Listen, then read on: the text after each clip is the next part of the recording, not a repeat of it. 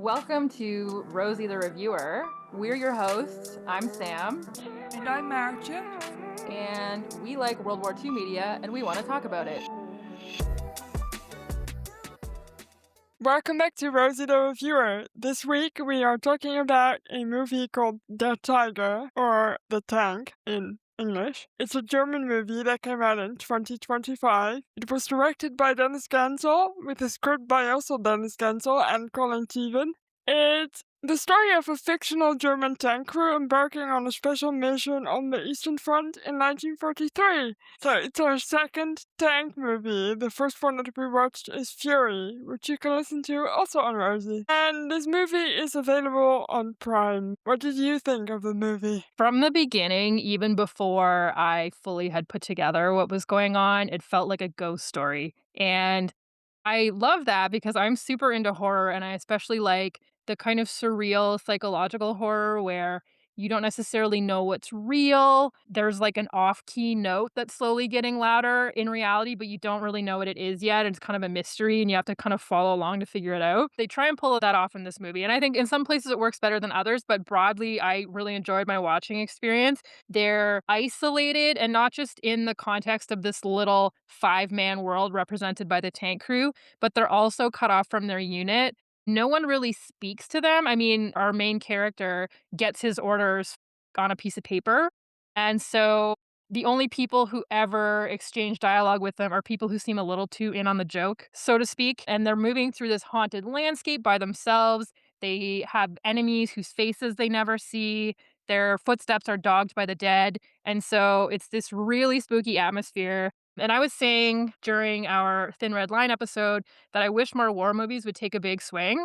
And I felt like this movie did. And there are some parts that worked better than others. Like I thought the ending was really over explained, for example. But broadly, I was happy. I was happy when I watched this. I was like, ooh, this is not what I expected. What about you? Well, as you know, I'm not a big horror fan, but this one it's tense and a little scary, but it's not jump scary horror. It's more like what's going on horror. This is kind of eerie horror. And I also really enjoyed this. And I will say the bar for me watching tank movies is really low because I rated Fury a 1 out of 10. So this was only ever gonna be better, but I hadn't read the synopsis for this or seen a trailer or just read anything about it other than it was about a tank crew. And I really, really, really enjoyed it. I enjoyed the camaraderie between the tank crew, which apparently is like this famous thing, right? Tank crews are really close because they are literally close. So yeah, I really enjoyed it. I agree with you that some things could have been maybe left up to the imagination a little bit more, especially at the end. And even some in between kind of giveaways were a little bit clear. I would have liked them to be slightly more ambiguous. But overall, we just really had a good time watching this movie. I do want to mention that when I was looking at the synopsis for this, it specifically mentions I don't remember the exact wording, but it's something like the methamphetamine fueled Wehrmacht. And I laughed because in this movie, a couple of times you do see them popping pills. So, yes, and yes, they are taking their quote unquote tank candy, but it really has no bearing on the plot. So I was just kind of surprised. Like going in, I was like, ooh, like maybe that'll really feed into their like paranoia and psychosis. And then it didn't really seem to, or they didn't draw that link very well. The only thing I guess it did do for me, by this point I had already figured out what was going on. So it didn't really add to the mystery, or it could be like, wait, are they just losing it because they're on drugs, or are they no longer alive? Yeah, so for our casual history listeners, the Germans developed sort of early prototype of methamphetamine during the interwar years, and it became really broadly socially popular.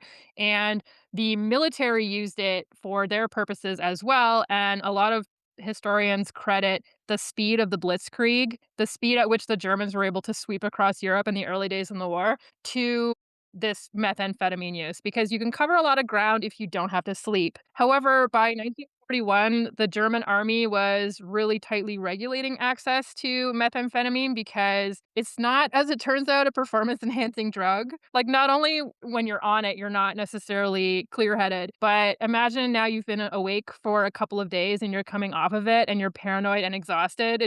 You're not really putting your best foot forward on the battlefield. No, I did enjoy it though. They were so kind of cavalier about taking it. Well, you gotta take your tank candy with your friends. In your tank. In your fancy tiger tank. Yeah, before or after you eat your tank pomegranate. What did you think of the tank as a character? Because obviously in Fury it's just about as much as a character there as it is here. I think in Fury it's even more deliberate than here, I think, for me at least. Yeah, I will say in this movie, our first shot is of the tank, just like boom, it's right there. Obviously, their lives they just completely revolve around this tank. And the tank did some cool tank shit in this movie, which we will talk about. I don't know if you can make a tank movie without incorporating the tank in that way because it's literally their whole world. It's their home away from home. But yeah, definitely something that we also saw in Fury. Yeah. But man, this movie is so much better. Yeah, I mean, I think even just from a writing perspective, we're not being mired down in this caricature of masculinity the entire time. Like, I found Fury really exhausting in that way, and this movie was not. They were actually nice to each other, like the tank crew. They seem to actually just be. I know that they're Germans and we're supposed to hate the Germans, but at least they seem to be to each other at least decent people. Yeah, and there's not like a 20-minute long sexual assault scene in the middle of the movie. That was nice too. Enjoyed that. There's not a lot of women in this movie at all. I know. I was gonna say, one of the things I was gonna mention was like, if I see one more mute, smiling woman standing in a meadow, I might just jettison myself into space. All right, are you ready to get into the movie? Yeah. Let's get into the movie.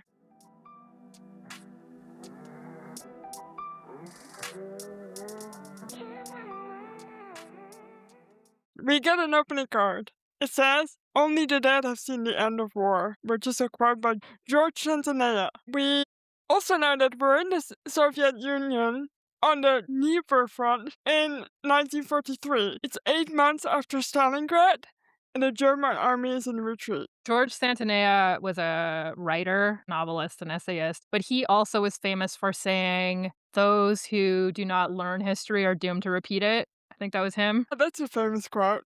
This quote is a great opener because if you're paying attention, this tells you a lot about what we're going to see in the rest of the movie. Interesting, I didn't even think about that. Yeah, it didn't occur to me until when I started figuring out what the movie was about. I'm like, oh, yeah, that quote. The Dnieper River flows through Russia, Belarus, and Ukraine, sort of like north south and into the Black Sea. And the Germans had finished getting their asses whooped at Stalingrad in February of 1943. And you can listen to our Enemy at the Gates episode if you want to hear more about that. And then they got whooped again at the Battle of Kursk in the summer of 1943. The Battle of Kursk is notable with regard to this movie because it was the largest tank battle ever. And that makes sense because it was also the largest battle in the history of warfare. And we absolutely need to find a movie about it because I'm dying to know more about the Battle of Kursk. It reinforces for me how little I still know about the Eastern Front. But anyway, now the Germans are on the back foot. They're retreating all across the Eastern Front. They're retreating back towards Germany. And at the Battle of the Dnieper, across a front that stretched 1,400 kilometers, the Germans fortified and attempted to hold the eastern bank of the river on Hitler's instructions. There were 4 million troops involved across both sides. And of course, as you can probably guess based on how the war ended, the Soviets were ultimately victorious, but the losses were extremely heavy. I cannot begin to think how you even coordinate that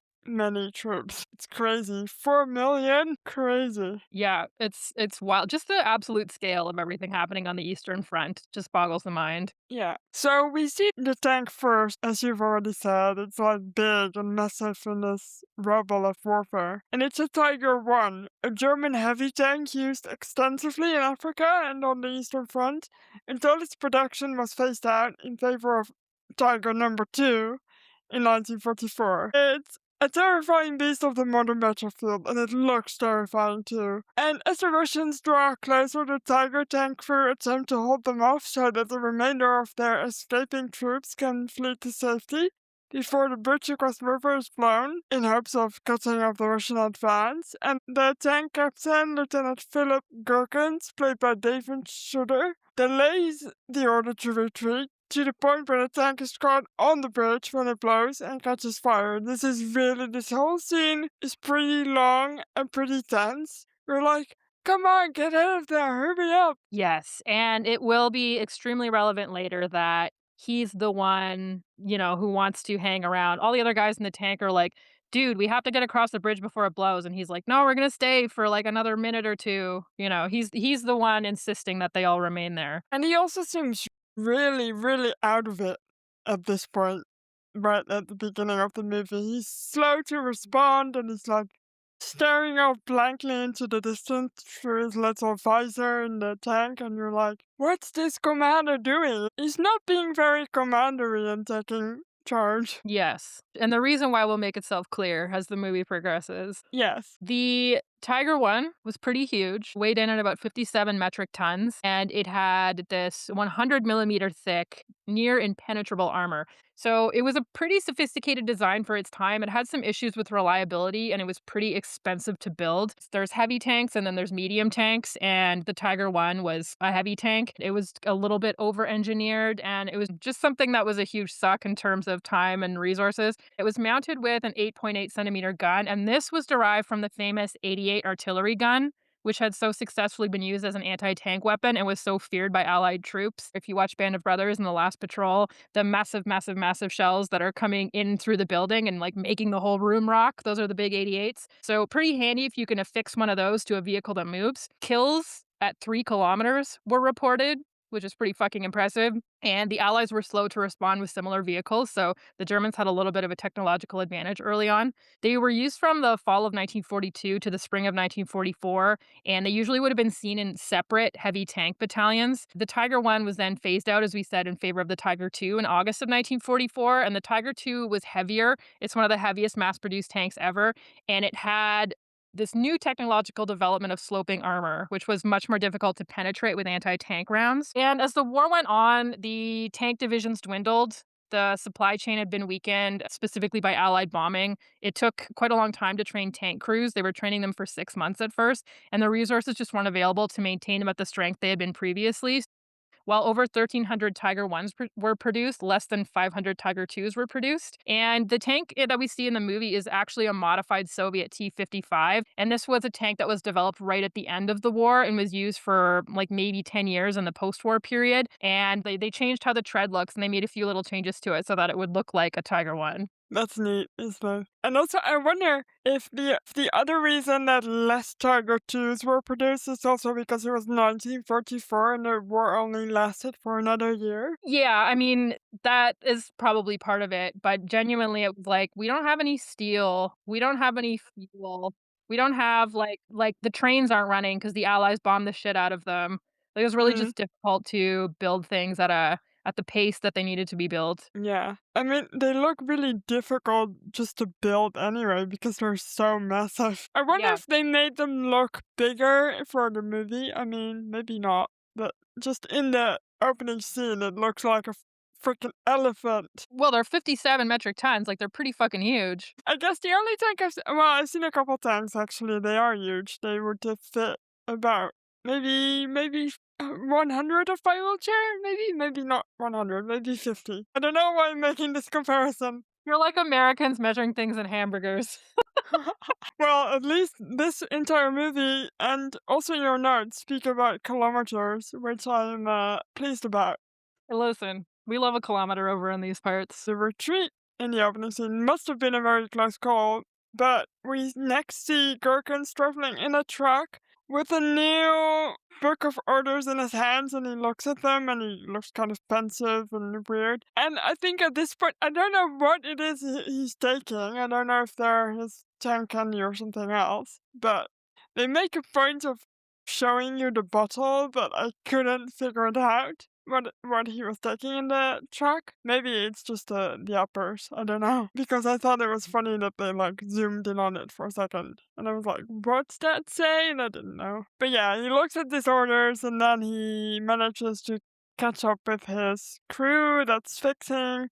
their Tiger tank, and they have been set on a special mission called Operation Labyrinth to go alone into no man's land and retrieve one Colonel Paul von Hardenberg, played by Tillman Strauss, who is trapped behind enemy lines after everyone else retreated. And not only does this man von Hardenberg have crucial paperwork that would be disastrous were it to fall into enemy hands, it's also a personal mission because he's the godfather to Gurkha's son. Yeah, we get a few flashbacks to, them hanging out with the mute wife who supposedly von Hardenberg introduced Gherkins to his wife, so it's a whole little family affair. The fact that you call her mute wife made me laugh. We don't know if she's actually a mute, but she doesn't speak in the movie. That's what I mean. We only see her in flashbacks where it's like, oh, this like romantic music is playing and like she's spinning in a meadow and whatever. It's beautiful, and they're happy together. Yeah, but she's not like a person. She's like a prop.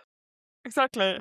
She is a figment of his memories. To a certain extent, she and the son exist to humanize Gherkins as well, which is something that we'll probably talk more about as, German soldiers in World War II. I will say something about that actually. When I was watching the movie, because it's so close to them as a crew, I didn't think too much about them being German. Well, not until later anyway, when there's a big revealing scene that's very important to them and their trauma as well. But until then, I didn't really think about the fact that they were German doing German people things. Yeah, and I was reading some of the reviews online, and that was a major criticism that some people had. They were like, well, if you're going to make a movie about German soldiers, can you just make a movie that just depicts them as soldiers and just takes them out of that broader context? So that was definitely a matter of debate. And I find that an interesting debate because I think you can, but then the point about just following orders rubbed me the wrong way. It's like, well, you had a choice of making it just about them as people, and then you introduced the just following orders bit, which is obviously a big criticism of the Wehrmacht during World War II on the German side, that so many people said, well, I was just following orders, which I guess could be the point that they're trying to make, that's how bad stuff happens if people just follow orders. But at the same time, I was like, you could have just kept it really close to them and not introduced the order bit. Yeah, feels a little bit like they're trying to have their cake and eat it too there. Yeah, agree. Finds his team. They're not that excited about traveling along without their unit, but they get ready to go and they head off. They've obviously all known each other a long time. I think they mentioned they've been together since Operation Barbarossa in the summer of 1941. So the tank crew are the gunner, Christian Weller, played by Lawrence Rupp, the driver, Helmet, played by Leonard Kunz, the radio operator, Kylig, played by Sebastian Erzendowski, and the loader, Michel, played by Joran Leiker. And Michel is, as the loader, is kind of the least skilled guy on the tank crew, and he's also the youngest. So Helmet gives him a little bit of shit, but Helmet has a teenage son who was killed in the war, so that kind of explains why he gives Michelle such a hard time. Yeah, we get to see them. They sit around a campfire and they're chit-chatting about their lives a little bit. I did like all the characters, how they managed to make them all very different. Even though we don't get into them as characters very much in depth, I still thought they were interesting enough to care about them, which, for a movie that basically only has them and enemies without faces, that's important that you learn to care about these people because why else would you keep watching? Yeah, and I think the Weller character was a vintner in his previous life. He's from Austria. And the Kylie character used to be a Latin teacher. So they're from a very diverse array of backgrounds. Yeah. I enjoyed Michelle. He was so tiny and cute. And I don't know why, but I like when they give characters in World War II glasses. They just always look sophisticated to me, just because they're wearing glasses. I don't know why. It's weird. I see. For those of you listening to the audio version, one of us is wearing glasses and it's not me. Am I saying I am more sophisticated than you? No, I'm not. But also, people with glasses deserve more praise. They are passing silent, rough looking soldiers on the road, which later give way to corpses. It's all very spooky. They hear an eerie sounding Latin mass being said over the radio, and it's not they just kind of listen to it and they don't explain it. They're like, just turn it off, and it's weird. They have a close shave when they nearly run over a mine. This is a pretty tense scene. Michelle and Gurgens have difficulty diffusing it as it has been booby trapped with a grenade underneath. So if they were to just pick it up, it would blow. And for more information about these mines and also other kinds of mines, you can listen to our Land of Mine episode because we talk about these mines a lot and also about booby trap mines. So that's fun. I enjoyed the scene. How about you? The little scene between Michelle and Gherkins. Yeah, it's very Gherkins is like, "Yeah, I'm just gonna try and, like, very gently defuse this," and then as he's lifting it, Michelle sees the grenade and he reaches under and, like, holds the grenade in his hand. So now they're in a position where he has to continue to hold the grenade there until they can figure out, like, how they're gonna defuse this thing, and in the meantime, Gherkins is like, "The priority is the tank. We can't let the tank get hurt." So he makes Helmet reverse the tank, and as soon as Helmet fires up the engine, of course, this massive, massive tank is, like, making the ground shake, and you're like, "Man, this kid is gonna be a grease smear on the grass." I thought that too, especially because I'd seen Fury, and you just know that if anyone's just left behind slightly, they're gonna die. But this movie is not like that. Yeah, luckily they both survive, but, it's pretty apparent that Gherkins is like, "Well, if I have to choose between Michelle and the tank, I'm choosing the tank." Tank life. Tank is life. Yes. Our Lieutenant Gherkins is daydreaming about his wife when they are fired upon. It's an Su-100. This is a Soviet tank, and they refer to it as the tank killer because it was specifically designed to destroy tanks. More of them are coming, so instead of taking them on, they must hide in the woods and prepare the Tiger to dive. And I thought this was so wild. I had no idea tanks could go underwater. And so they do go underwater. They have to kill the engine because obviously the engine makes like bubbles on the surface. And they spend a harrowing period of time underwater until the tank begins to leak and they must leave the river. But they're afraid that if they leave the river, the Soviets will be waiting for them. So it's all very tense. I want to comment on this tank being underwater. It feels like a horrible idea to do, first of all, and I think it's their exhaust pipe that's out of the water. So if they were to leave that running, it would also just create smoke. But it would also be so weird to see just an exhaust pipe coming up from the river. I know, and they show, like, like, a drone shot from the sky, and this is just this nice calm river, and there's just this, like, steel pipe poking out of it. I'm like, "Yeah, I'm sure the Soviets didn't spot that at all." The only thing I was thinking the entire time is, thank God this river wasn't half a meter higher, or they would have just drowned. I'm also like, "Is the bottom of this river made of, like, concrete? Like, how come their tank didn't just sink down into the soft muck until it was irrevocably trapped?" It did a little for a while, and then it just kind of silenced and stayed there. I was like, Jesus Christ. Yeah. Also, this is probably my worst nightmare again because it's water and it's a freaking tank and it's a tiny space, so I'm just claustrophobic as hell watching the scene. Well, that's the thing too, right? Because, like, if the tank starts to actually meaningfully leak, the only way they're gonna be able to get the hatch open is, I assume, when the pressure equalizes, so they'd have to wait for the tank to fill completely with water before they would be able to get the hatch open and get out. Two of them cannot swim, they said, so they'd be fucked. Yeah, not ideal.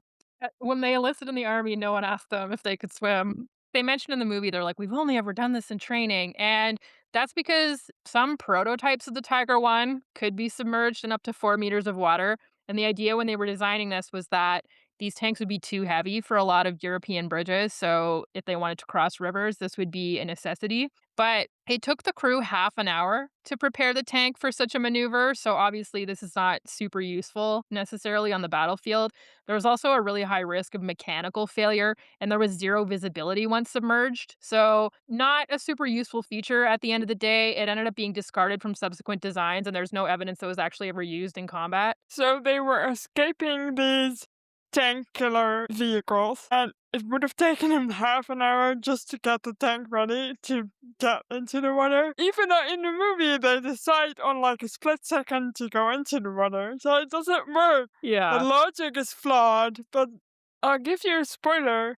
logic doesn't apply to this movie. I also will say it was cool as fuck. When they were going into the water, I was like, "What?" Yes, I agree.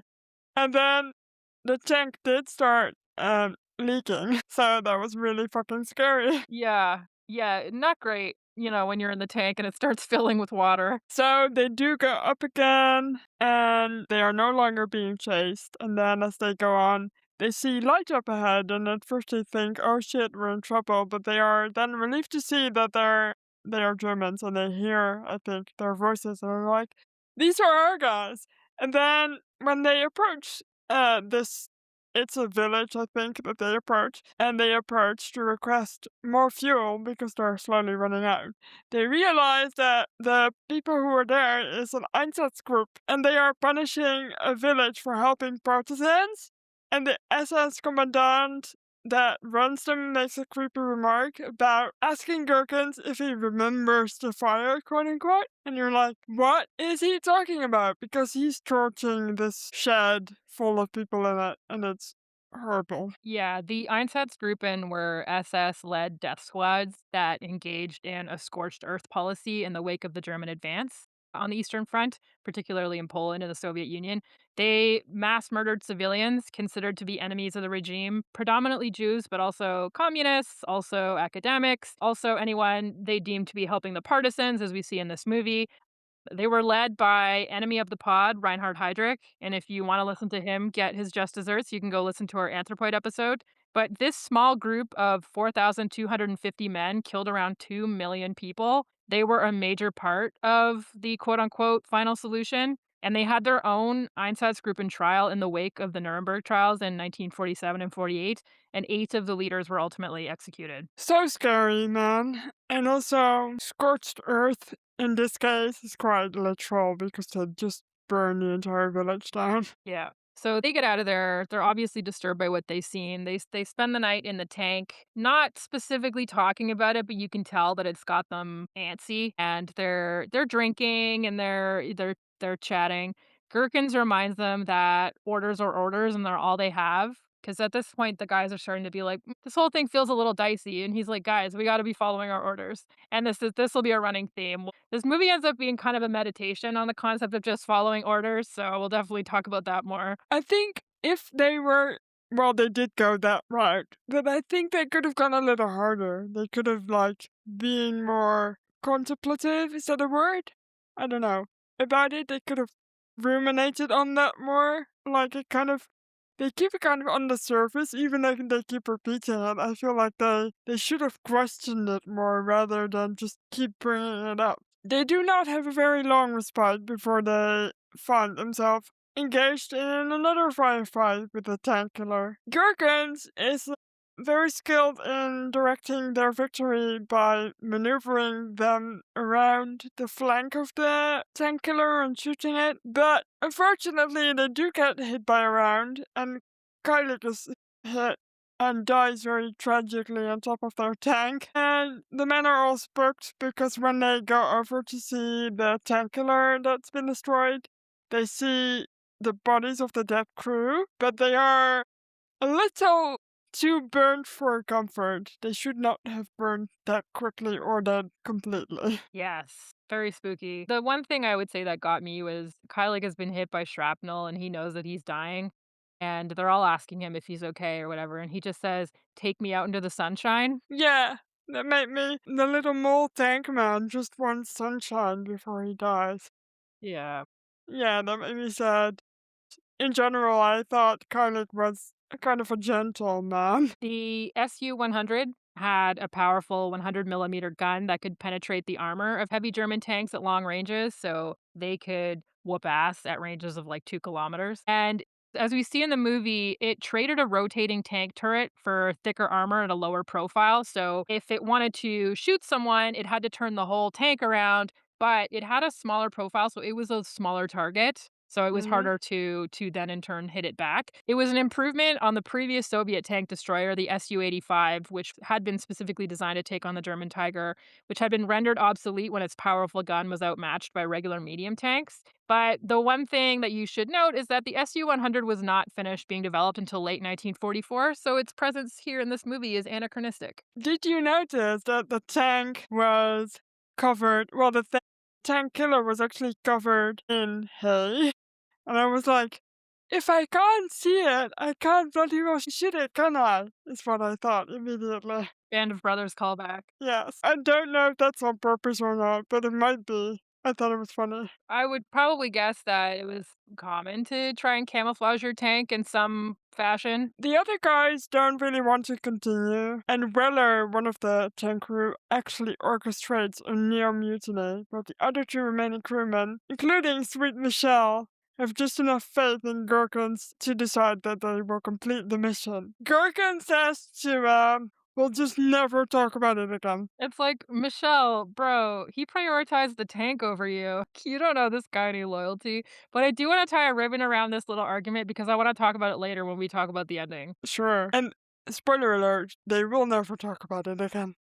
They're soon on the home stretch of their mission, and they park the tank, and on foot they approach the bunker where von Hardenberg supposedly is hiding out. It's very atmospheric. They're passing the bodies of dead paratroopers, and when they arrive, there's this small, incongruous group of German soldiers and women having a little party in the bunker, and one of them leads Gherkins to his friend, and they're going down this really long hallway. It's dark in there. It's very horror movie-esque, and he says something like, "Quite a labyrinth," and if you haven't twigged yet, this callback to the mission name should probably get you started on what's going on here. Yeah, the paratroopers' bodies were also in deep levels of detail already, and I thought that was interesting. So they do it first to the tank crew, but then also to the paratroopers. Things are immediately, again, very off. Von Hardenberg and Gherkins have an odd interaction when von Hardenberg calls back to Gherkins' attitude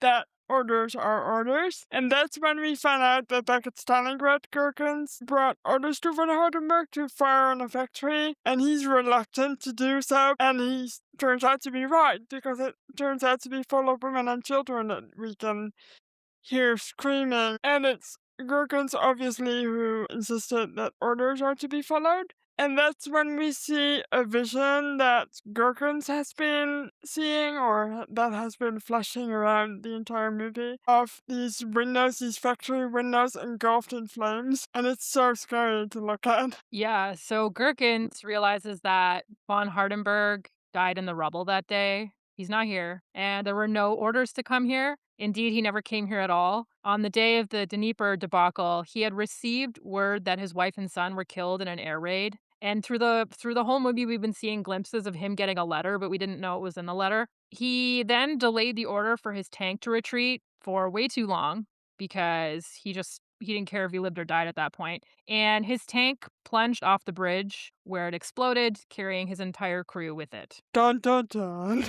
Even in this whole race with von Hardenberg, like there's food on the table, and then the second time we get to see the table, all the food is decayed and gone and spooky. And he's looking at this oven, which is clearly another callback to the fire, but also possibly hell. And the only thing I thought was funny was that von Hardenberg did indeed have one hand, because in the story it goes that he had to cut off his own hand to get out from the rubble, but obviously he never did.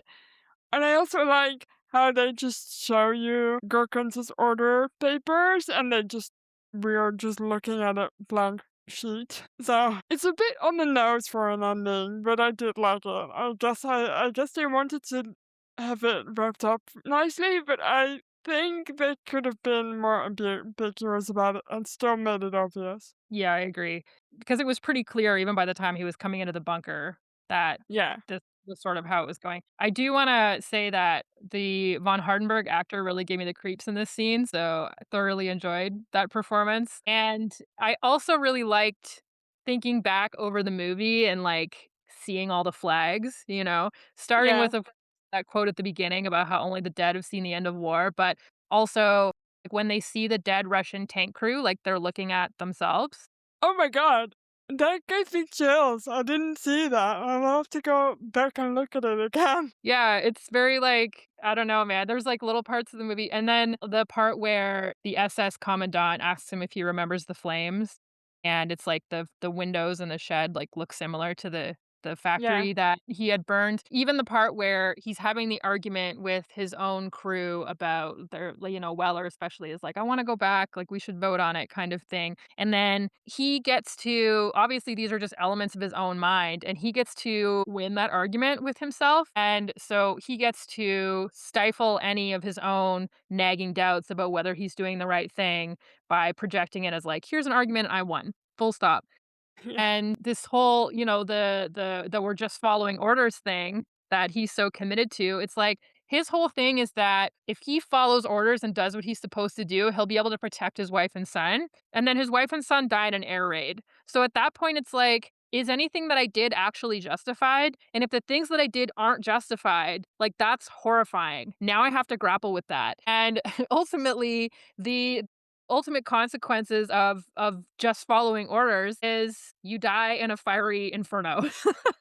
And so do all the people that you have left that you possibly still care about a little. Yeah. I've been sitting here thinking about the role that Michelle plays in all this because he's constantly talking about ghosts and how there's ghosts in the woods and there's ghosts everywhere. That I haven't figured out what he means to gherkins specifically. I'm sure there's a meaning in there that I've just not figured out yet. Yeah, probably. That's a good point. Yeah, maybe he's meant to be. It's not a conscience kind of thing. He's not telling him that he's not doing the right thing. But I'm sure because he's the one that's constantly kind of telling us what's happening. He's like, there's ghosts in the woods when they are actually in the woods and they're ghosts. So it's funny. It's an interesting way to use a World War II story and turn it into a ghost story. It's like, for me, it's the perfect combination. I love World War II stories and I love ghost stories. So it's perfect. Well, and, if there was ever gonna be a ghost generating event, probably World War II. Yes. I did notice that this definitely had some major callbacks to the movie Apocalypse Now. There was this sort of like it was all a dream ending. I mean, not specifically that, but that sort of like trope is quite similar to this well-known short story called An Occurrence at Owl Creek Bridge by Ambrose Pierce, where I think it's like a Civil War soldier who like thinks that he's escaping hanging maybe. I don't know, it's been a while. And then, he escapes, and then it turns out that everything since the escape is, like, just his life flashing before his eyes, basically. Similar. I'll have to look that up. I've never read that story, nor have I seen Apocalypse Now. Add it to the list. More to the list. The list is so long.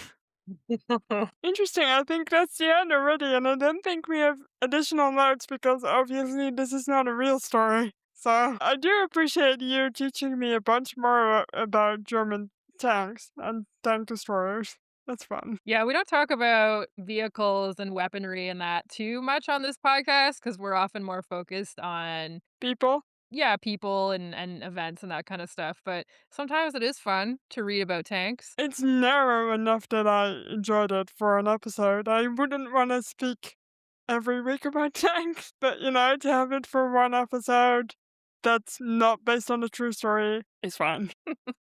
Yeah. Imagine if we had a weekly tank podcast. I'm sure we get loads of listeners. I feel like there's a lot of men very interested in this type of content. Yeah, but you can't have a podcast like that because the comments will be full of guys being like, actually, the tank tread that you described as being 4 millimeters is actually 4.2 millimeters." Like, it would be who has the time to do that much research? And also, my tank is better than your tank kind of discussions. Oh, yeah, people love to argue about which tank was better than which other tank, and it's like, a lot of this stuff really depends on context. Yep, true.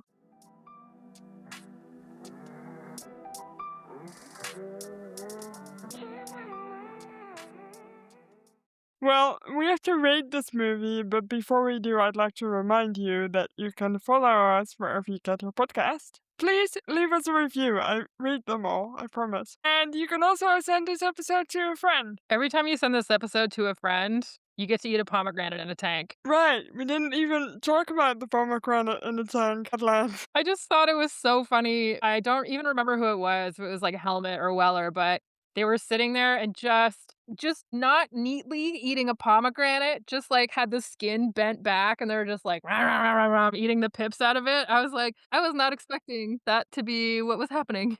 Also, where the heck would you get a pomegranate at that point in the war? I don't know, man. I guess it's not real. I guess it's all inside Gherkins' head. So he's like, Why is he thinking about pomegranates? I think this guy should have a pomegranate. So, let's rate this movie. How many submergible tanks out of 10 would you rate this movie, Sam? I'm gonna rate it honestly, okay. I'm gonna rate it like a 7.8, which I think maybe like objectively is a slightly better rating than it deserves considering how well it pulled off all the things it was trying to pull off. But I just really liked it. Like it was right in my wheelhouse in terms of kinds of movies that I like. And like I said at the beginning, I want more war movies to take a risk. And this one definitely did. I also thought like if I'm going to be comparing it to Fury, the script was much better. It didn't feel like I was having this, cartoonish masculinity rubbed in my face. It just felt more natural and it was like, I don't know, it was fun storytelling. I had a good time. What about you? I'm gonna agree with you. I'm gonna also give it a 7.8 because I don't know what else I would give it. A 7.8 submergible tanks out of 10. Because I similarly enjoyed it. I can see the flaws in it, and it's kind of some of it's a bit on the nose, and I guess maybe some people will find that this is not a series World War II story, but I don't give a fuck. I enjoy ghost stories, and I thought it was interesting to see. And I also like that it wasn't too scary for me to watch.